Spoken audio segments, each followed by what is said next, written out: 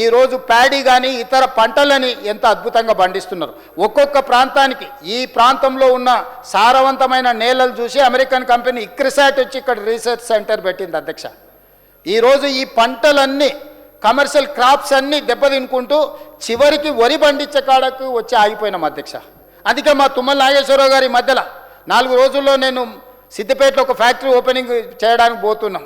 Palm oil తీసుకొచ్చి commercial crop తీసుకొస్తే రైతుకు అద్భుతమైన లాభాలు ఉంటాయని ఈరోజు తుమ్మల నాగేశ్వరరావు గారు నిరూపించారు. ఎప్పుడు కనిపించిన వారు ఆ పరిశ్రమలు రాయితీలు దాన్ని విస్తరించుకోవడానికి అవసరమైన ప్రణాళికలు వారు నాతో చర్చిస్తుంటారు. పెద్దలు ఉత్తమ్ కుమార్ రెడ్డి గారు గత 2 సంవత్సరాల నుంచి సివిల్ సప్లైస్ మినిస్టర్గానే కాకుండా ఈరోజు హయ్యెస్ట్ ప్యాడీ మనమే దేశంలో నెంబర్ 1 స్థానంలో ఉన్నాం అధ్యక్ష.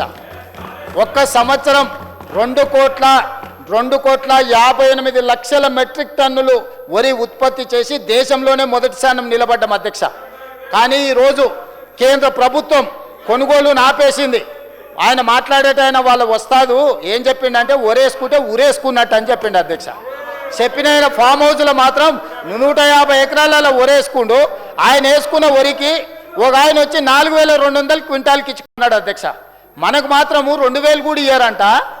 మరి వాళ్ళ వస్తాదు పండించే పంట బంగారమో ఏమో నాకు తెలియదు కానీ 4,200 ఇచ్చి కొన్నారు అధ్యక్ష.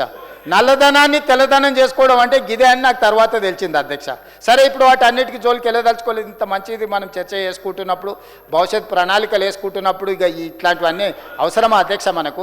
అందుకే అవి వదిలేసి ఈరోజు దొడ్డు బియ్యంతో రేషన్ షాపులు ఇస్తే మిల్లర్స్ మాఫీగా మారి, లేకపోతే దళారులు మాఫియాగా మారి ఎవరు తినేది కాదు అధ్యక్ష.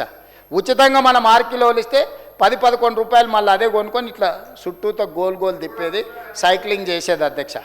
ఇవాళ మేము ఆలోచన చేసి పండించే రైతుకు గిట్టుబాటు ధరనే కాదు బోనస్ ఇవ్వాలి. ఈ కొనుగోలు చేసిన ప్యాడీ బొడ్లను సన్న బియ్యంగా మార్చి పేదల కడుపు నింపాలి అని చెప్పి ఈరోజు 500 రూపాయల బోనస్ ఇచ్చి ఈరోజు ఈ పంటలు పండిస్తున్నాం అధ్యక్ష.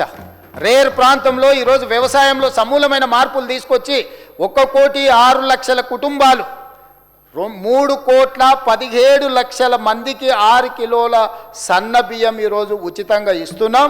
మా పెద్దలు ఉత్తమ్ కుమార్ రెడ్డి గారికి నేను సూచన చేస్తున్నా, తమరి అనుమతితోనే ఒక పూట మధ్యాహ్న భోజనం సన్న బియ్యంతో ఏదైతే రేషన్ షాపులలో ఇస్తున్నాం, ఎమ్మెల్యేలకు మంత్రులకు అందరికీ భోజనం పెట్టుండి అందరిని ఆహ్వానించి ఎంత మంచి సన్న బియ్యం ఇస్తున్నామో ఈ శాసనసభలో అందరికీ భోజనం పెట్టాల్సిందిగా అధికారుల నుంచి అటెండర్ నుంచి అధికారుల వరకు ప్రజాప్రతినిధుల నుంచి ఇక్కడికి వచ్చే విజిటర్స్ వరకు అందరికీ మంచి భోజనం ఒకరోజు ఉత్తమ్ కుమార్ రెడ్డి గారిని ఈరోజు సన్న బియ్యంతో నేను భోజనం పెట్టమని నేను అడుగుతున్నా అధ్యక్ష. ఎందుకంటే ఈ ప్రభుత్వం తీసుకొస్తున్న విధానాలు